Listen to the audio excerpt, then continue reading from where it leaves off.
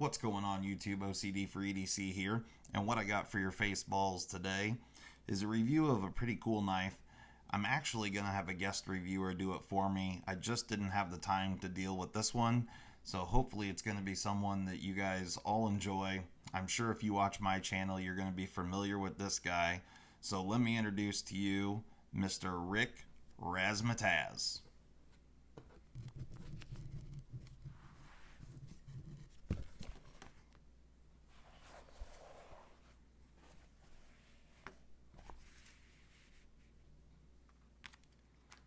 Hey everybody, Rick here, and today we're going to take a look at this guy right here. This is an interesting little knife from Kizer.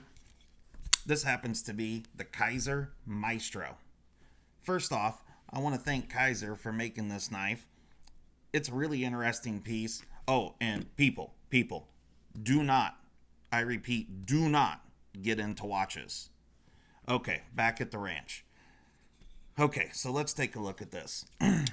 This is the Kaiser Maestro. This is a titanium frame lock in the S35 VN blade steel. So, you know, it's riding on bearings, titanium frame lock.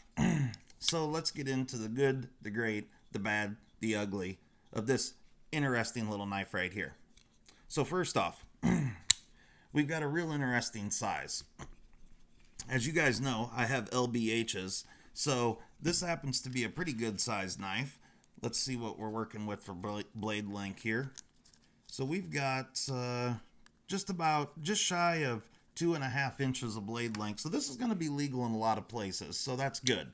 Next thing, we've got really nice chamfering around all the holes here. So everything's really comfortable. We have a really large hole in the blade. If you have actual real sized hands, this works well, but for me and my LBHs, sometimes my little fingers get caught in this hole, but you know, that's just a me problem, so I'm not going to worry about that too much. All right, next thing. You do have a lanyard hole here, but it doesn't affect the aesthetic value of the knife, so that's a good thing, but we're going to come back to that and follow up on that later on. One of the interesting things here, this is a titanium frame lock, but they've got this black coating on there. And I'm going to put this in the good category because this coating actually offers up some meaningful traction on the knife. So ergonomics here, not that this is really good for the Vaseline factory, but ergonomics here are pretty good, pretty comfortable in hand, and you do have pretty good grip on this knife. And that the coating, the people. Whew, it's been a long day. Hashtag not a brilliant man. However, when you got this kind of type of coating here, it does offer up some pretty good traction. All right, so that wraps it up for the good. Let's get on to the great here. The design on this is one of the things that I think is great. The look is very unique. This doesn't look like anything else out there on the market, certainly not in this size, and that I appreciate very much. Next thing, the action. This knife happens to be one of the best actions I have ever seen from Kizer, so that's definitely going into the great category. I like that a lot. Next thing, the pivot collars, the touch of color on this knife. I really like the blue accents against the black. It's a nice touch. I really enjoy that. Next thing, we don't have a whole lot of billboarding here on the blade. You can see we have just the Kizer logo right here in this place. And then on the opposite side, the blade is basically sterile. However, you do have the blade steel. There is one number on there. So Kizer, come on. What are you doing to me? That didn't need to be there. But I'm willing to overlook it because it's small and on the flipper tab. You cannot see it when the blade is closed. Next thing. The thumb studs here do work, as well as they are doubled up on the blade stop. So if you watch my disassembly on this video, or this knife, you will see that this has an internal blade stop as well as these thumb studs here. So that provides you some more lateral support on the blade. That's a great thing. Next thing, this is real early over the detent ball. So as soon as you disengage the lock, this knife just falls shut. Action on this is great. All right, so now let's get into the bad. This knife is a little bit on the heavy side. Let me get a scale here. I'll show you what I'm talking about.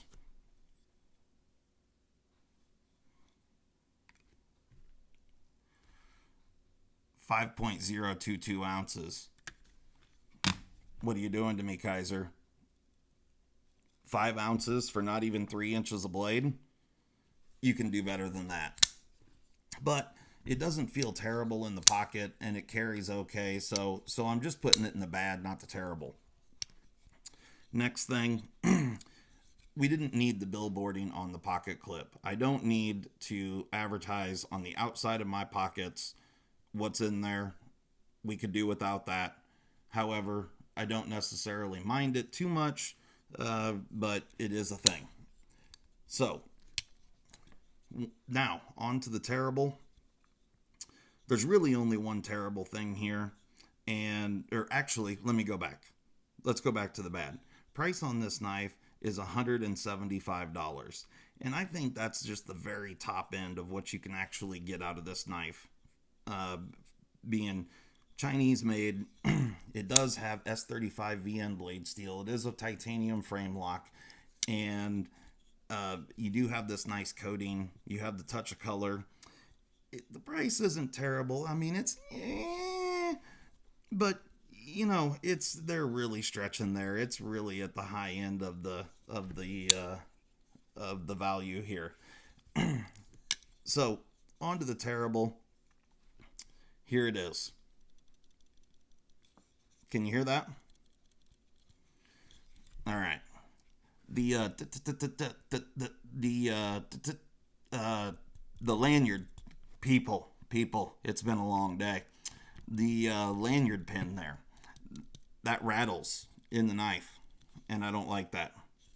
So that's one thing that Kizer certainly should have done better on. Otherwise, the machining on this knife is very, very well done, and you know, everything else, the action and the finish and the coating, the chamfering all around all the edges, the jimping on the top, all that's really well done. But then you have this. What are you doing to me, Kizer? What are you doing to me? So anyway, price on this guy is one of the things, you know, the $175 is really just, it's too much. It's too much. This should make me feel a lot better down in the 150 range, 155. That would be really great. Oh, hashtag not a brilliant man. I forgot all about the size comparison. Here it is up against the Spyderco Delica. And, you know, these may look bigger to you on the screen, but it's because I have LBHs that this, you know, these knives look so big. So my watch here, this is the new Breitling Aeronautical Oceanus S7000 649er, and it's a beautiful, beautiful thing. It's got lots and lots of buttons on it. It does all sorts of wonderful things. But real quick, let's just get in here. So you're looking at, you know, in just over 1.5 inches on the bezel on that watch. That's but people, trust me, do not get into watches. Do as I say, not as I do. All right, so we did the size comparison. All right, where are we at here? Whew, man, it's been a long day, people. It's been a long, long day. Oh yeah, back to the Kizer Maestro. So, hold on a second here. I got some sweat under my Batman mask. I've got an old Chinese lady looking through the window at me. She's looking at me and doesn't have any idea what's going on over here. Oh, people. people, this is not where I thought my life was going to be as an adult male in this world. All right, so back to this knife right here. Overall, I think it's a pretty decent knife. It's a little bit expensive for what it is, but that's really a matter of opinion. So really, people, if this maestro is conducting your tune, then this is probably a gem for you. Huh? Maestro? Get tune? Hope everyone has a great rest of your day. Bye now.